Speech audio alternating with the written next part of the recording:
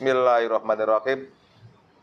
Gaib yang tahu maksud dan inti daripada tulisan Sang Prabu Jayabaya mengenai wong wadon ilang wirang itu apa maksudnya, datang ke sini dan masuk ke tubuh mediator ini dengan ilmu yang Anda punya, penyusup, penipu, dompleng langsung dilempar jadi yang masuk. Maksudnya betul Anda yang asli. Samun hadir ke sini, hadir.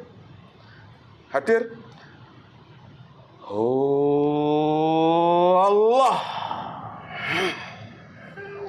Energi ukuran sesuaikan dengan jasad yang kau masuki. Bisa bicara bahasa manusia atau bahasa Indonesia. Allah. Assalamualaikum warahmatullahi wabarakatuh. Waalaikumsalam warahmatullahi wabarakatuh. Berapapun lapisanmu dari Dajjal, dari Ajajil akan terbakar. Jika kamu bohong, terbakar dengan ini. Kamu tahu ini apa? Itu sebab pedang biasa saya bawa itu. Baik juga. Ya, Ini bahasa siapa? pedang dari beliau, Sang Mahadiraja. Garasi buat kamu, kalau kau bohong itu pasti rejah. Waalaikumsalam, selamat datang. Maaf saya kurang sopan. Kamu tahu gue banyak tipuan ya kan? Ya, saya tahu. Nah, sesuaikan dengan tugas musuki itu. Sepertinya masih penggajal, pegel-pegel orang itu. Ya, saya senang sekali bisa hadir ke sini, apalagi di tubuh seseorang. Saya teringat masa lalu saja. Kenal apa? Ya, sedikit-sedikit tahu. Sedikit tahu ya. Tak sugih mau ndak? Mau Nah, tapi sebelumnya bersihkan dulu itu yang mengganggu, dipagari dulu. yang mengganggu ataupun Otomatis kamu yang tahu kan? menyusup tidak bisa mendekat. Sallallahu alaihi Muhammad. Sallallahu alaihi Muhammad. Itu kebiasaan saya. Oh, sakit. Baik ya? Ya. Alhamdulillah. Waalaikumsalam. Kita sugih mau ndak? Ya mau. Ya Allah, saya minta suguhan paling dia suka. Zaman dia waktu hidup sukanya apa? Hadir depan dia kun fayakun. Allah. Nah, itu surat kamu dulu. Sukaan saya. Ya silakan diminum. Aku juga mau ngopi. Ini sukaan saya. Zaman dulu kan gitu, kopi ya. Kopi jarang ada. Itu apa itu? Ini makanan sukaan saya. Oh iya. Kita rasa makan dulu. Bismillah. Bismillahirrahmanirrahim. Alhamdulillah. Minum. Sedikit mencicipi saja. Iya dong. Kamu kangen enggak makan itu? Kangen toh? Ya. Bismillahirrahmanirrahim. Suguhan yang sangat nikmat, sempurna. Terima kasih atas suguhannya. Alhamdulillah, seperti tamu biasa kan subuh juga. Kalau aku masih hidup seperti ini ya minumnya kopi. Ini kopi zaman sekarang. Kalau cangkir ini menurut jenengan bagus dulu apa sekarang? Sama saja. Dulu juga ada cangkir. Kayak gini. Iya. Modelnya. Akan lebih bagus lagi. Nah, bagus sana kan? Iya. Sebenarnya saat ini tuh sebenarnya mundur loh. Ya, dulu dari logam kuningan itu bagus sekali. Oh, Sekarang jarang sekali. jarang. Ya, mahal itu barang itu. Ya, Dulu kan ya banyak, karena biasa. makmur. Itu biasa di rumah saya banyak. Alhamdulillah. Sampai santai ya. Ya, itu sifat saya keras memang. Aku lari nih. Ya, tidak usah. Aku takut ini. Ya, maaf kalau saya Enggak apa-apa. menggebu-gebu. Oh, saking semangat kan. Ya. Aku enggak mau tahu kamu dari golongan apa. Jelas Anda hidup zaman siapa? Saya hidup di zaman beliau Sang Prabu Jayabaya. Sang Jayabaya. Ya, Tak panggil Mbah atau Mas ini enaknya? Mas saja. Mas. Ya. Gemanteng ya nomor. Oh, itu memang saya gagah. Tak panggil Dik mau? Tidak, jangan. Lu betul ini coba lihat. Ya, Ya Mas ya. Ya Mas. Ya Mas guyon Mas. Yalah. Oh, Itu suka masa canda. lalu. Ya walaupun galak tapi kan canda. Nah, saya galak tapi ya lihat-lihat. Suka bercanda. Terlalu menjiwai saya. Alhamdulillah. Waktu hidup zaman itu sebagai apa sebenarnya Mas? Saya sebagai patih biasa bertempur. Oh, berarti pasukan tempur Senopati. Ya, tangan kanan beliau saya. Kalau Selalu sekarang? diajak diskusi tentang pertempuran, tentang siasat, tentang Allah. perluasan wilayah. Oh gitu. Satu saya. Sebelum saya masuk sesuatu hal yang saya tanyakan, itu Tadi bagaimana prosesnya kok Anda bisa masuk ke tubuh teman saya ini? Silakan cerita Mbak, Mas. Dengan izin beliau, saya hadir ke sini. Tadi sebelumnya juga bisik-bisik dulu. Ya setelah anak ini membaca siapa orang terdekat dari beliau, ya terjadilah komunikasi, dirahasiakanlah. Kaku. Dipanggil saya, ya maukah jenengan hadir ke sini? Ya sendika ngestu akan lebadi rawuh. Yang nyuruh siapa? Izin beliau, kalau tidak izin beliau tidak berani. Iya, yang hubungi kamu siapa tadi sampean Mas? Rohnya anak ini tadi. Allahu Akbar. Iblis tidak itu? Bukan, asli itu. Karena saat percakapan diiringi dengan Dzikir. dzikrullah. Oh. Jadi tetap kita dzikrullah mengkosongkan hanya Allah yang ada di sini. Ya. Otomatis juga pun terpengaruh gitu ya. Itu bukan kehebatan orang toh kan. Karena Iya. dia sudah melakukan apa itu semuanya itu sudah. Jadi sifat Allah itu ada. Bukan orangnya, tapi sifat Allah yang bisa. Oh gitu. Jadi bukan keilmuan ya Mas Bukan, ya. bukan. Karena orang zaman sekarang kan sering kagum dengan keilmuan. Tidak ada manusia yang Udah sering ku bilang, tidak ada orang yang sakti. Ya itu hanya Allah kan gitu. Ya. Dan alhamdulillah Allah mengabulkan seseorang itu. Dia kelihatannya adanya mukjizat, adanya karomah, adanya maunah. Itu kan bukan kesaktian sebenarnya Ya, itu. tadi juga sempat ada diskusi sebentar. Yang datang mau Mbo sedah, tapi ya karena yang kemarin Mbo sudah hadir, saya disuruh Ganti pasukan Jangan tempur ya. Iya, jangan saja orang kemarin yang Mbonya sudah hadir, sekarang gantian kamu. Ganti pasukan tempur gitu ya. Ya. Beliau juga hadir juga pernah kan? Jadi Nah, bagi tugas makanya gitu itu ya. saya bersedia. Gue. Saya juga ingin ikut andil dalam rangka berjuang di akhir zaman ini. Oh, Walaupun sudah tidak punya jasad, saya juga mau berkiprah. alhamdulillah. Terus yang membawa Anda masuk ke sini tadi siapa? Ya, Mas? Nur Malaikat. Oh, golongan cahaya ya. Alhamdulillah. Jadi saya hanya manusia diperintah untuk berdoa.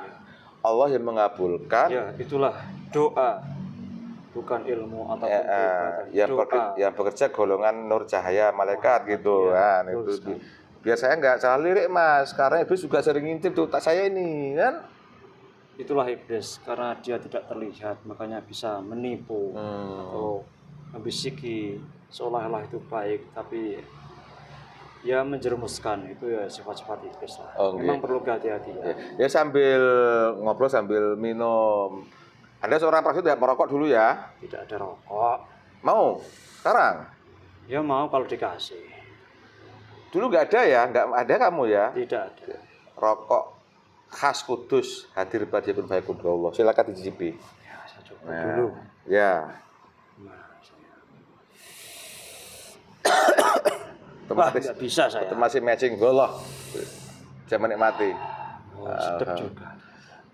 Bisa dikasih rasa dari mana kau berasal. Allah. Oh, harum sekali. Nah iya. Nggak pernah saya di atas sana. Kan juga banyak di sana kan? Ya banyak, tapi apa itu berasap itu kan mengganggu pernafasan saya. Buat seorang prajurit nggak pas ya gitu ya. Iya. Aku juga prajurit saya ngerokok sampai sekarang. Ya itu kan zaman sekarang. Kan tidak ada. Masih kuat lari aku.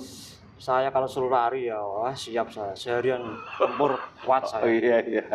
Mas, maaf ini saat dunia manusia dulu ketika hidup ya. Ini kita bisa hidup dulu ya. Ya.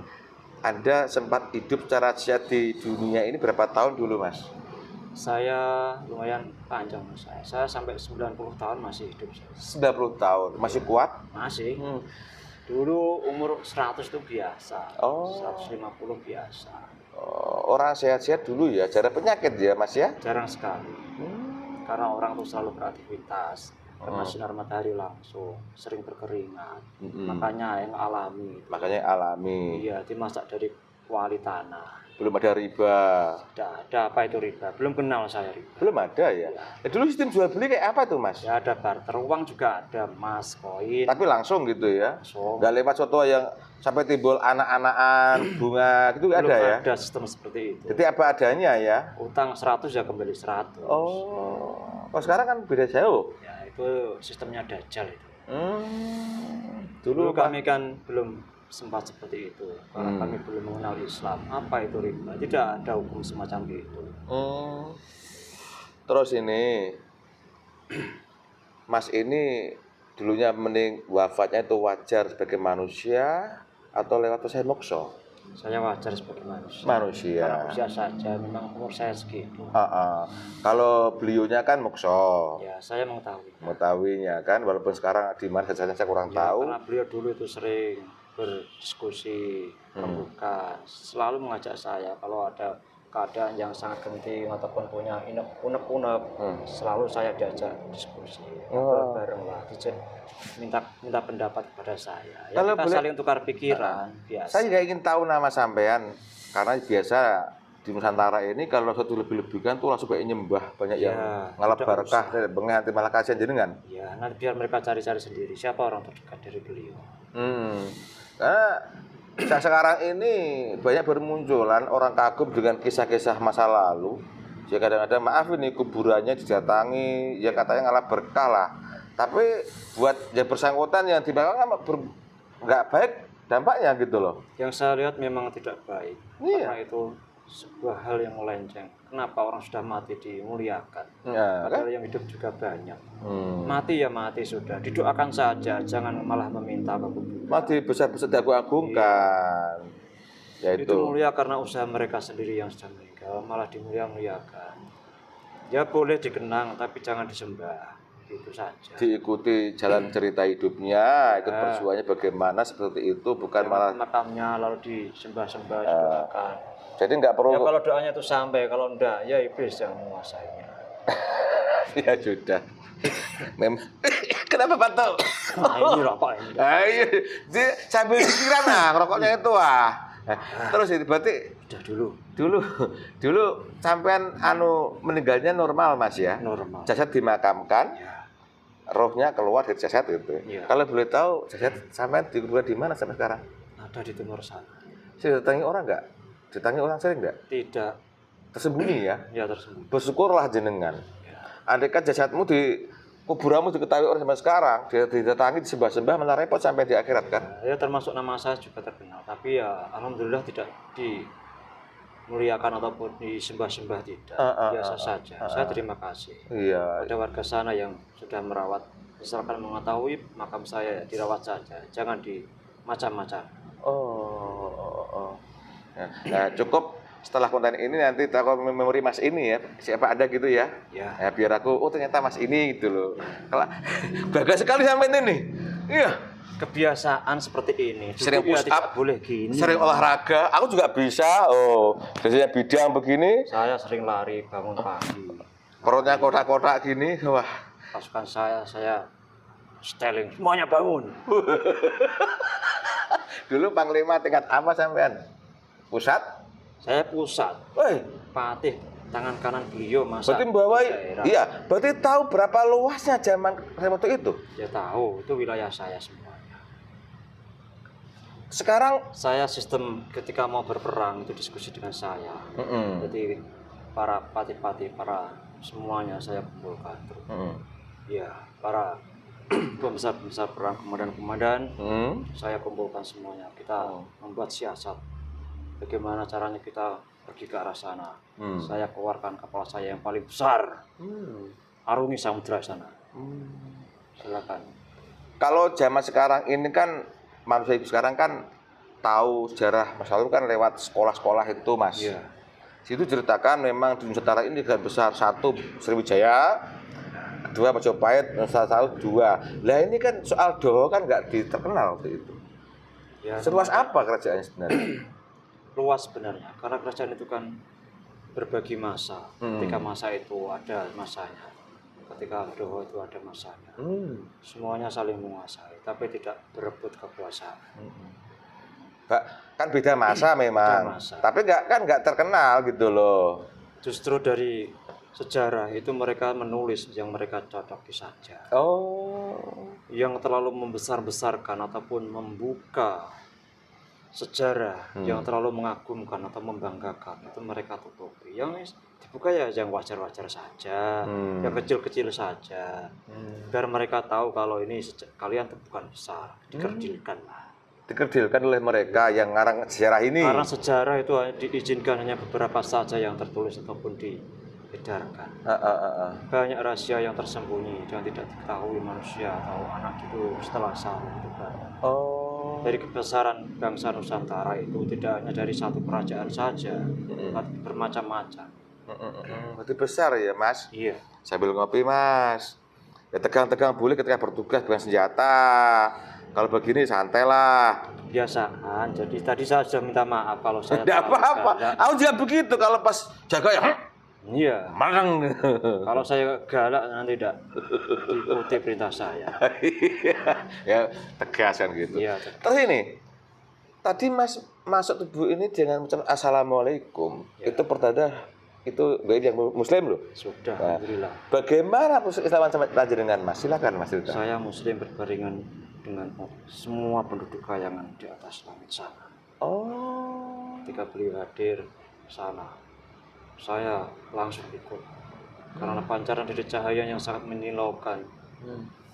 Karena beliaulah yang selama ini kami tunggu untuk menyempurnakan ibadah kami selama kami hidup.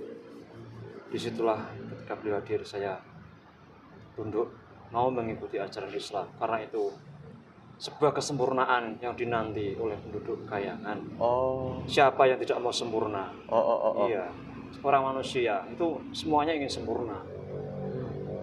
Punya anggota tubuh yang sempurna, keluarga yang sempurna. Semuanya ingin yang sempurna. Tidak ada yang tidak ingin sempurna. Berarti kesempurnaan Islam jenengan ketika di kayangan. Iya. Terus ketika masih hidup, apa yang Anda jalankan dalam hal keyakinan? Ya sama seperti raja saya dulu waktunya, seperti Mbopo dulu. Kalau nggak salah beliau kan dalam Muslim ketika masih hidup. Ya kan beliau. Oh beliau? Iya. Beliau dalam Muslim masih hidup, betul? Ya. Kenapa kamu nggak ikut sama beliau waktu itu? Karena itu adalah hak pribadi. Tidak bisa saya ikut-ikutan. Jadi walaupun ketika masih hidup beliau sudah Muslim sebagai orang raja, Anda wakilnya pun bebas milih keyakinan gitu beliau ya? Pun tidak mengajak saya. Hanya beliau menyontohkan saja. Ada terbesit untuk mengikuti. Ya, saya belum ada waktu itu. Belum terbuka. Jadi kalau begitu di Nusantara ini toleransi dari sudah ada ya Mbak Mas ya? Yang saya jalankan itu dulu ya masih diterima, tidak ada salah. Terus yang kamu jalankan waktu itu ajaran siapa? Yang setelah saya meninggal. Sebelum meninggal? Sebelum meninggal yaitu dari leluhur saya. Yang saya tahu itu leluhur arah Kejawen itu. Terus? Ya saya ikuti. Itu kan ada tertulis tentang apa? Ada hukum, ada apa itu semuanya kan tentang mengesahkan Sang Maha Pencipta. Bahwa kita adalah seorang hamba yang harus tunduk patuh pada Sang Maha Pencipta. Yang widi itu kita menyembah kepada Sang Maha Pencipta itu yang saya tahu. Jadi semua doa, semua keinginan dipanjatkan kepada Yang Maha Esa itu. Itu ajarannya. Iya. Terbentuk nyatanya kayak apa cara sampean ibadah waktu itu? Saya ya ke candi, ke pura ataupun ke tempat yang sepi dengan melantunkan syair-syair atau kalau sekarang yang membaca Al-Quran. Sama saja. Al-Quran dilakukan. Dulu kami ya lakukan tapi ya bahasa Jawa. Sama sebetulnya syair-syairnya. Syair kan sekarang dibilang ayat. Iya, sama. Kalau nggak salah itu juga pernah diceritakan oleh Goib loh bahwa sebenarnya yang Anda kerjakan itu ajaran Nabi Daud alaihissalam loh. Ya itu saya tahu setelah saya meninggal. Setelah meninggal kan? Itu kalau nggak salah yang Mbah lakukan itu yang Mas lakukan dengan cara menyepi tempat-tempat candi apa itu dengan sama syair-syair itu kitabnya kitab Zabur. Ya. Yang diajarkan oleh Nabi alaihissalam di Nusantara ini dibawa oleh Prabu Bandung Bondowoso atau Nabi alaihissalam. Betul begitu kira-kira? Betul. Nah sekarang setelah kamu meninggal disempurnakan yang terakhir ini. Ya. Terus ketika udah di kayangan Anda disempurnakan yang terakhir ini, cara ibadahnya kayak apa sampean? Seperti manusia Muslim di dunia ini. Bagaimana bentuknya? Ya ada sholat 5 kali sehari, ada puasa, dan macam-macam banyak syariat-syariat yang dilakukan. Tigiran-tigiran itu yang diutamakan. Kalau sedekah nggak berlaku di sana. Di sana ya di dunia ini. Berarti kan disempurnakan ini kamu cara ibadahnya mengikuti syariat Nabi Muhammad SAW. Ya. Oh, jadi saya nggak salah dong kalau ngomong bahwa Islam sekarang sebenarnya adalah penyempurnaan daripada ajaran luhur Nusantara, kalau begitu. Ya, Ah, disempurnakan. disempurnakan kan? Jadi jika ada orang yang membenci Islam, itu karena mereka tidak tahu dan tidak ingin mencari tahu. Mereka menutup pengetahuan itu sampai sebatas yang mereka ketahui. Karena sebuah kebenaran itu adalah gerbang untuk menuju kemuliaan di akhirat nanti. Kalau mereka menolak, ya itu jatah mereka. Tidak usah dibenci atau dibenci. Ya enggak. Maksudnya kan kita perlu sampaikan juga, Thomas. Nah, memang itu tugas kita untuk menyampaikan. Saya senang sekali. sampaikan pengalaman Anda ketika masih hidup dulu kayak gitu, cara ibadahnya, nek versi sampean ya kejawen dengan cara datangi tempat-tempat seperti itu. Tapi saya versi Islam itu pengamalan kitab Zabur yang disampaikan alaihissalam gitu loh. Berarti sinkron kan? Dulu ya bukan Zabur yang saya ketahui. Ya, apa waktu itu namanya? Ya Sutasoma. Begitu ya. Nah, kalau Zabur kan versi Arab. Kalau di Jawa kan Sutasoma itu. Walaupun sekarang sudah banyak dirubah oleh orang toh. Nah, sampai saya ingin tanya lagi. Nama Sang Hyang Nur Cahayarwana itu ada nggak Sutasoma itu sebenarnya? Ada. Iya. Waktu zaman hidup, waktu sampai dulu kitab itu disebutkan dalam bait itu ada. Tapi disembunyikan. Kalau orang sekarang mengenal ya ada Khalqi Awatara, itu kan nama lain dari beliau kan bisa. Ini sebenarnya ya. Jadi ketika masing-masing nama itu masih ada atau itu masih asli? Masih. Di nama itu ada ya? Ada. Oh. Ya mesti semua atas izin Allah. Mesti ada rahasia tertentu kan, kenapa disembunyikan kan begitu. Ya semuanya akan terbongkar semua nanti kan, Mas. Gitulah, Mas. Ya. Rokok dulu, Mas. Semangat, Mas. Semangat sekali saya. Nanti batuk lagi saya. Yoran sinkron, tematis Ya, tinggal berdoa dong biar nyaman. Aku juga merokok juga. Kamu yang ngasih tahu saya rasanya. Lah iya, dirubah sendiri dengan izin beliau. Marah-marahin. Ya ora apa-apa toh. Zaman sekarang itu tak gagah. Oh, enak juga. Loh. Tak kasih kopi loh. Biar cocok sinkron. Bismillah. Mas. Kopi. Sama dulu gagah ya, Mas ya. Gagah sekali saya. Berapa dulu istrimu? Saya 7. Ya. 7 tuh yang resmi, yang nggak resmi banyak. Ya cukup segitu saya. Ya namanya panglima kan kemana-mana bisa. Dulu bebas gak ada aturan. Apalagi gagah kan, asal perempuan cantik datangi, gitu kan.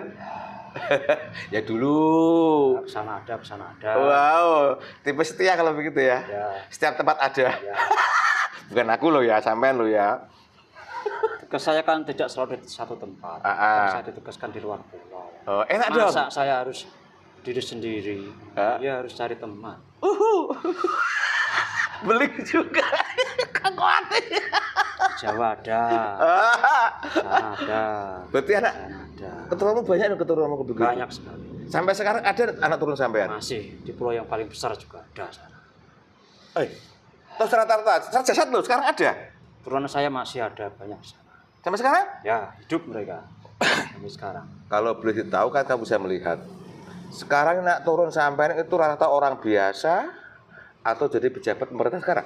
Banyak kan orang biasa. Orang biasa. Ya ada yang jadi pejabat sekelas, pegawai negeri ada. Suatu saat anak turun sampean ingin nggak bergabung sama beliau di akhir zaman ini? Suatu saat akan saya arahkan. Sekarang belum? Belum. Lah kenapa? Mereka masih sibuk dengan dunia. Ya itu terserah mereka. Kalau mereka mau membuka hatinya, belajar dengan sungguh-sungguh, ataupun mau mengikuti bisikan, mereka ya akan ketemu juga. Sebenarnya sudah banyak bisikan, sedikit-sedikit dari pendamping-pendamping mereka juga sudah mengarahkan. Terkira di tempat saya ini ada nggak anak turun sampean? Kebanyakan di timur sana. Di timur ya. Ya di sini belum ada ya. Belum ada. Tidak apa-apa ini. Ini hanya nostalgia aja, Mas. Kan istrimu banyak di mana-mana. Mesti punya keturunan bentuk manusia toh. Punya. Dan mereka mesti juga disembunyikan masih oleh Allah gitu loh. Bukan mereka yang ngaku-ngaku gitu loh. Bukan seperti itu, jangan mengaku-ngaku. Ya, kan banyak. Lebih baik tidak tahu daripada tahu. Nah, tahu malah besar kepala gitu loh. Iya. Rebutan tahta akhirnya kan. Oke, makasih Mas. Tentang diri Anda sudah saya tahu, cuma mohon maaf Anda saya pribadi nggak mau disebutkan kan. Cuma jabatanmu ketika hidup sebagai Panglima beliau. Patih. Ayo sekarang kan wakil ya. Yang menguasai beberapa wilayah kan gitu. Jenderal lah kalau sekarang. Wih, jenderal. Iya ya, cari juga Mas ya, biar gak cepet tegang. Iya. Ini Mas, berarti Anda tahu prosesnya ketika beliau Sang Prabu itu menulis sebuah buku. Saya tahu. Yang kalau orang yang mereka bilang itu ya suka ngeramal-ramal, ngeramal togel, kan bukan ramalan sebenarnya itu. bukan ramalan sebenarnya kan? Bukan. Nah, tapi kan orang ramalan.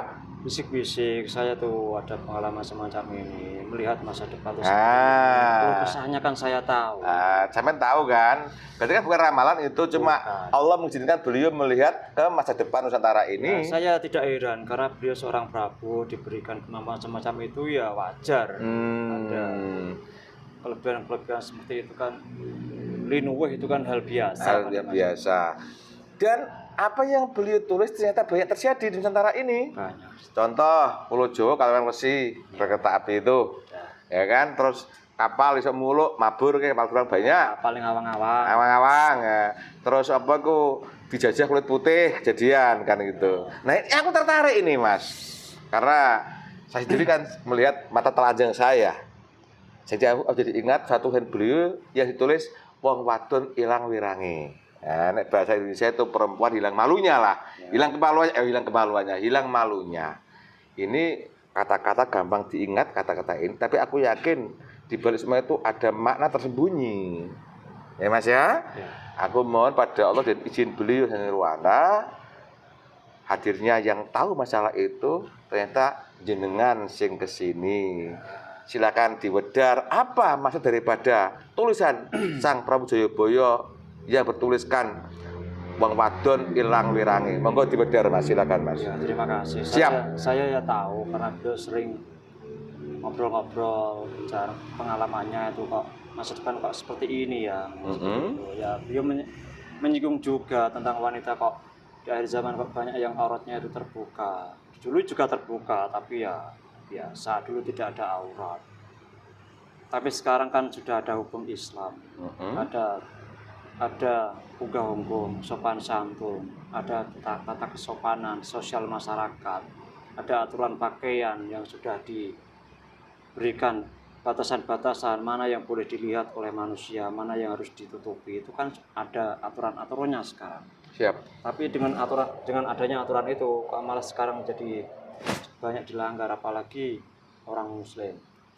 Mereka ya berpakaian, tapi kadang itu malah membentuk tubuhnya sampai lekuk-lekuk, sampai membentuk semuanya. Bukan semacam itu cara menutupinya. Yang saya lihat banyak di akhir zaman ini kaum wanita atau orang perempuan itu malah bangga ketika dia bisa memperlihatkan kecantikannya, bentuk tubuhnya, keputihannya, kelangsingannya, ataupun keseksiannya. Itu mereka umbar kemana-mana. Apalagi ketika ada di sosial media itu yang saya lihat kotak kecil itu ada gambarnya. Masa begini nih? Ya seperti itu. Itu sebar bisa ke seluruh dunia. Kalau mereka tahu itu sangat menyedihkan sekali. Karena setiap orang yang melihat dari satu gambar itu akan terkirim dosa, adab dari Allah. Sebetulnya sangat bahaya sekali. Mungkin mereka ada iming-iming uang atau apa, atau viral atau terkenal dari foto-foto yang mereka terbuka, bahkan memperlihatkan sesuatu yang sangat sensitif sekali. Bagian-bagian yang harusnya ditutupi mereka perlihatkan, walaupun mereka memakai celana ataupun ya pendek ataupun panjang, tapi kan terlalu membentuk. Itu dosa sebetulnya. Saya lihat banyak orang-orang yang sudah tersiksa karena perilaku yang semacam itu. Mereka tidak menyadari dengan kebanggaan kecantikannya, mereka malah umbar-umbar ke semua orang. di sosial media yang banyak sekarang ini terjadi keterbukaan yang sangat fatal, sangat meluas hampir seluruh dunia. Tidak hanya di sini saja, bahkan di luar itu sangat parah. Sudah hilang rasa malunya, sudah putus urat malunya. Ketika memakai pakaian yang terbuka itu sebuah hal yang biasa, hal yang wajar. Itu sebuah tidak tabu lagi, dianggap sebagai hal yang wajar, biasa di sini. Memang semacam itu keadaannya. Kalau melihat orang dengan pakaian minim ataupun telanjang, mereka biasa saja. Bahkan di pinggir-pinggir pantai itu banyak orang yang bertelanjang. Jangan kira Allah tidak melihat apa yang kalian lakukan, walaupun bersembunyi-sembunyi ataupun lewat media sosial. Selalu ada catatan yang tertulis setiap harinya, setiap detik itu tertulis dosa-dosa yang selalu mengalir, dosa jariah itu. Walaupun sudah meninggal orangnya, tapi kalau gambar itu masih ada terlintas di HP, masih terkirimkan dosa-dosa itu. Jadi jangan dianggap enteng. Harus berbenah diri, diperbaiki. Jika sudah melakukan hal semacam itu, dibenahi lagi, diperbaiki lagi, berpakaian yang santun, sopan, yang islami, walaupun tidak berkerudung, tapi di sininya tidak membentuk lekuk tubuh. Itu alangkah lebih baik dan akan dihargai seorang wanita jika bisa memelihara tentang kemaluannya, tentang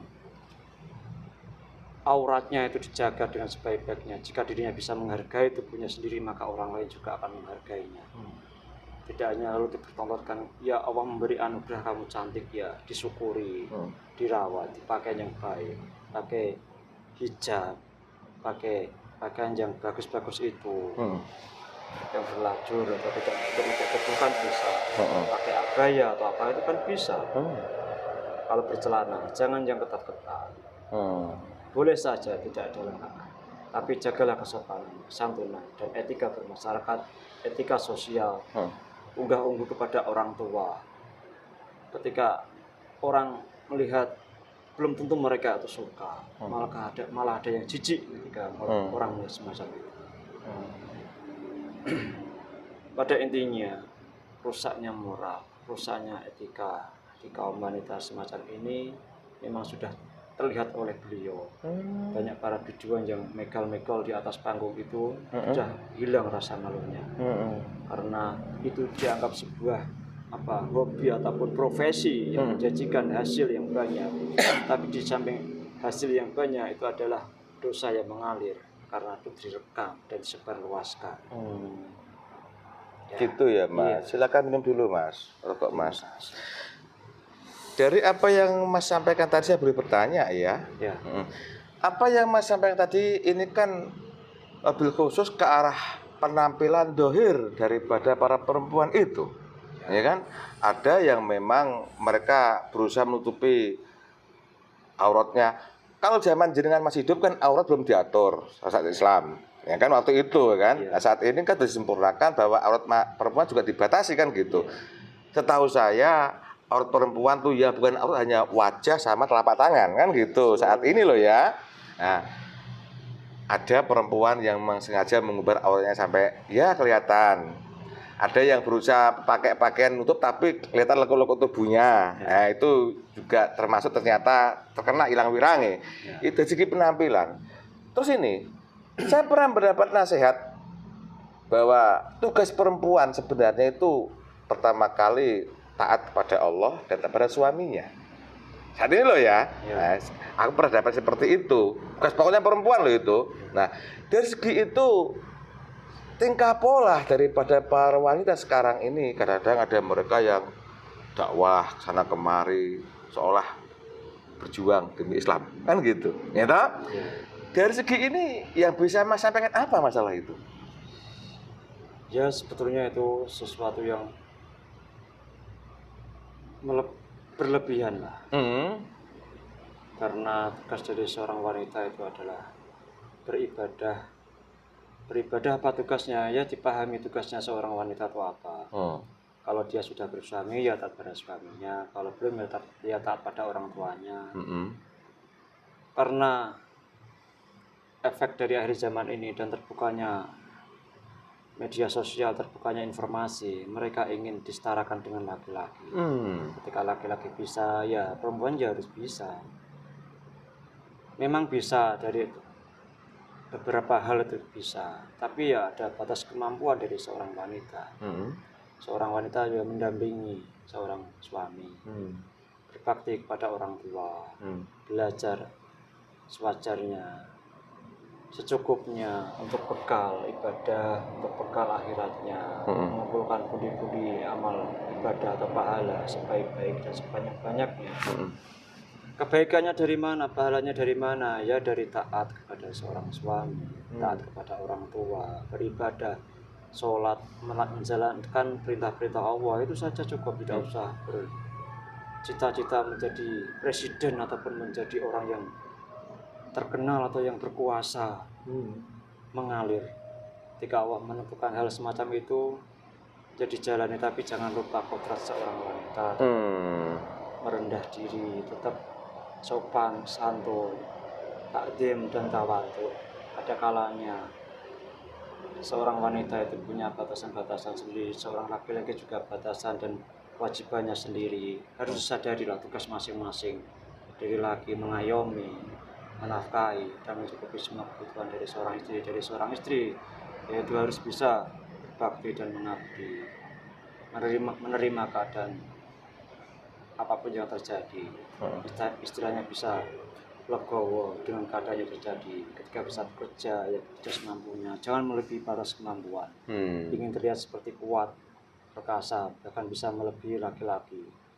Ujung-ujungnya nanti kalau tahu apa di akhir hidupnya juga akan menyesal sendiri. Karena kodrat seorang wanita itu hanya berbakti kepada suami, orang tua, dan taat menjalankan perintah dari Allah. Ketika diperintah untuk menutup aurat, ya ditutup auratnya. Untuk menjaga lisannya, menjaga kemaluannya, menjaga pandangannya, itu juga diperhatikan. Jangan ketika sudah merasa hebat, sudah mempunyai penghasilan, bertingkah pola sesuka hatinya. Tentunya harus dijaga perihal batasan-batasan ataupun kodrat seorang wanita itu seperti apa, sadar diri siapa saya, gitu loh. Di zaman dulu saja orang walaupun belum itu sangat patuh untuk membantu seorang suami, belum ada profesi apa-apa, mereka ya bertani tapi semampunya. Ketika ditinggal suaminya berperang, ya mereka biasa sewajarnya mengurus anak dengan baik, mendidiknya, mempelajari agar pintar, mencukupi gizi-gizinya, makanannya, pakaiannya, itu diperhatikan. Jangan egois dengan mengurusi diri pribadi sehingga ingin terkenal di seluruh jagat maya. Kalau sekarang saya lihat kan orang suka buka HP, bugal-bugal gini. Ya, terlihat sampai sana, terlihat. Itu kan sudah jadi perbincangan di atas sana. Jadi itu yang terlihat oleh Mbah Jaya waktu itu ya. Padahal wanita ini sebenarnya taat sama suami kan gitu. Ya, izin ridho suami penting sekali kan. Ya. Sekarang loh. Ya. Kodenya seperti itu, tapi memang ya berlebihan walau alam. Dan ternyata itu termasuk sudah dilihat oleh Mbah Jayabaya, ditulis dalam serat Jayabaya berjudul Wong Wadon Ilang Wirange, termasuk itu. Iya. Ya. Kok loyo sekarang kenapa bisa gagah? Tidak, habis bicara banyak, minum dulu. Ya minum dulu, merokok. Belum terbiasa. Iya, biar terbiasa kumpul. Emang selama ini biasanya minum apa sampean? Jamu? Minum air putih saja. Ada juga. Madu itu kan enak. Ya ada, makanya isinya banyak ya kan, kuat. Aduh, terus saya suka nguntal dok. Nguntal dok bebek, dok gluduk. Kaku hati, ngajari aku ini. Ya, strong. Terus gini Mas, yang Mas lihat kenyataan apa yang tulis beliau tentang Wong Wadon Ilang Wirange sekarang banyak terjadi kan begitu. Banyak sekali. Nah, ini aku sebagai orang zaman sekarang ini yang awam juga pernah dapat nasihat bahwa hal itu menimbulkan tadi aku bilang dosa jariyah lah, ya kan? Istilahnya juga bolak-balik akan mengundang daripada Tuhan tetap punya perhitungan kan begitu. Ya. Nah, kalau sisi goibnya dari perilaku perempuan-perempuan yang macam begitu nanti apa dampak efek di kehidupan dunia ini? Mas, silakan Mas. Dari tuanya itu akan sangat tersiksa dengan kesakitan, penyakit-penyakit yang mudah datang, penyakit ain itu banyak sekali macamnya, dari tumor, dari ginjal, semuanya ada, masuk menjalar ke tubuhnya. Kanker yang parah-parah itu akan menghinggap ke tubuhnya, bahkan sampai lumpuh itu ada, banyak sekali. Terdapat dalam kehidupan itu kan di pribadi mereka. Iya. Itu buat kehidupan secara umum, katanya itu juga pertanda munculnya Ratu Adil. Itu bagaimana kaitannya itu, Mas? Oh, itu jauh. Jauh ya. Oh, itu kan soal moral. Kalau itu kan gonjang-ganjing dunia, beda lagi urusannya. Ya, apakah tapi itu memang sebuah tanda. Tanda. Di akhir zaman sudah ada perilaku, sikap moral manusia semacam itu, menuju ke ambang kehancuran dari perilaku moral yang sudah mulai hancur, tatanan kelola yang sudah mulai hancur, kepercayaan sudah hilang, semua sifat-sifat tercela itu sudah menyeluruh di seluruh dunia. Dari orang tidak bisa dipercaya, orang yang suci malah dibenci, orang yang salah malah menjadi naik pangkat, itu kan banyak sekali. Sekarang banyak ya. Banyak. Oke, jangan dibahas masalah itu. Mudah-mudahan nanti ada yang mau cerita datang lagi selain sampean loh. Gantian lah Mas. Sampean khusus menceritakan itu Wamadun Ilang Wirange. Adapun tulisan beliau yang lain nanti biar yang lain yang ceritakan gitu loh. Bersambung karena mengungkap benar Nusantara ini harusnya diluruskan sekarang Nusantara ini Mas, gitu ya, loh. Kalau mau diungkap ya seminggu gak selesai. Ya gantian nanti kan gitu. Aku sebagai jenengan lagi masalah perempuan aja saya datang. Kalau punya raga gini main gelut saya. Jangan sama saya dong. Gelut lawan siapa? Gak usah lah. Gak usah. Jangan lawan saya dong. Ya. Terus gini. Ini akan tak siaran dunia manusia ini Mas. Yang jelas Rasulullah Nabi Muhammad SAW juga diutus ke dunia ini saat memperbaiki akhlak manusia. Ya. Nah, akhlak itu bukan berarti yang mundur-mundur itu bukan ternyata. Bukan. Nah, tapi beribadah yang benar secara syariat, hakikat, apabila itu dilaksanakan, insya Allah akhlak akan baik dengan sendirinya kan begitu. Ya, benar sekali. Apa yang bisa kamu sampaikan sih goib pada kata beliau yang menulis Wamadun Ilang Wirange? Silakan disampaikan pada manusia. Akhir zaman ini. Ya, Apa nasihatnya? nasihat saya untuk orang-orang dari zaman ini, terutama untuk kaum hawa, wanita ataupun perempuan, dijagalah aurat kalian sebaik-baiknya. Itu adalah aset yang terbaik untuk menuju surga nanti sebetulnya. Jika kalian bersabar, jika kalian taat, bisa menjaga dan merawatnya, itu adalah kunci surga buat kalian. Karena surga itu sangat dekat sebetulnya jika kalian bisa merawat dan menjaga pemberian Sang Maha Pencipta dengan keindahan dan kecantikan yang kamu miliki. Itu adalah kunci surga jika kamu bisa menggunakan sebaik-baiknya. Dijaga untuk siapa itu atau untuk seperti apa, itu kan milik Allah, bukan milik kalian. Kalian hanya menjaganya saja. Kalian tidak minta untuk menjaga saja, jangan disalahgunakan ataupun diperlihatkan ke orang umum. Dijaga untuk diri kalian sendiri dan untuk suami kah ataupun orang-orang yang memang masih muhrim, terlihat tidak apa-apa, tapi untuk orang luar jangan, karena itu sifatnya nanti akan jadi dosa jariah yang selamanya akan mengalir, apalagi kalau disebar ke sosial media, di kotak kecil itu, HP itu kan sering setiap detik itu dilihat orang, seluruh dunia itu melihat, makin bertumpuk-tumpuk dosanya dan makin berat siksanya. Kenapa kok di neraka banyak wanita yang disiksa? Itu karena hal yang tidak mereka sadari. Sering mengunggah foto, sering membuat video yang disebarluaskan dengan pakaian yang tidak sepantasnya. Itulah yang menjadi sumber kecelakaan, sumber cilaka atau ciloko yang akhir uripe atau di akhirat nanti. Selalu beristighfar dan perbaikilah sholat yang baik 5 hari sekali. Ketika orang bisa menjalankan sholat dengan baik, secara otomatis kemungkaran itu akan terkikis dengan sendirinya, akan ingin otomatis akan berbuat baik sendiri, ingin otomatis akan berbuat kebaikan dengan sendirinya. Tugas kalian yang pertama adalah perbaiki sholat 5 hari sekali, perbaiki bacaannya, perbaiki waktunya, itu dan perbaiki gerakannya. Jangan terburu-buru. Jika itu sudah baik, otomatis semuanya akan menjadi baik. Dari perilaku, dari sosial ataupun dari rezeki, nanti akan tertata sendiri. Tidak usah kamu mengumbar-ngumbar aurat biar dapat uang. Jika itu sudah kamu perbaiki, sholat 5 hari sekali, puasa, zakat, itu saja, tidak usah aneh-aneh. Jika bisa dikiran ya dikiran, jika tidak ya sholatnya dijaga, puasanya dijaga, ketaatannya dijaga, ketawaduan, dan bisa menjaga lisan dan kemaluan dengan baik. Itu saja. Ke perempuan ya. Yang sudah punya suami mereka harusnya taat pada suami. Tak ada suami. Ya, katanya hanya perempuan saja. Iya, saya tahu. Yang sudah punya suami tak sama suaminya, ya, dong. Itu secara otomatis. Walaupun ahli ibadah, tapi sama suami nggak taat kan berarti nggak ibadah namanya itu, Mas. Ya. Nah, orang banyak salah mengartikan kan. Jika sholatnya baik, nanti otomatis juga akan baik pada suami. Nah, ini masalah sholat baik ini kan kadang-kadang orang pada bingung. Karena banyak orang menemui saya secara jasad memang rajin sholat mereka. Ya, nah, tapi sholatnya itu tergesa-gesa. Yang menjadikan sholatnya tidak diterima itu tergesa-gesa. Sholat dipersingkat, bacaannya cepat, gerakannya cepat. Ya mereka sholat, tapi hanya untuk kewajiban saja. Ya tidak ngefek pada rohaniyahnya. Yang bisa mengefek ke rohani adalah sholat yang ikhlas.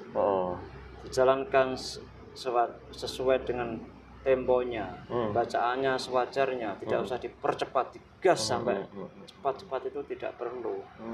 Sewajarnya, dinikmati, ingat kepada Allah.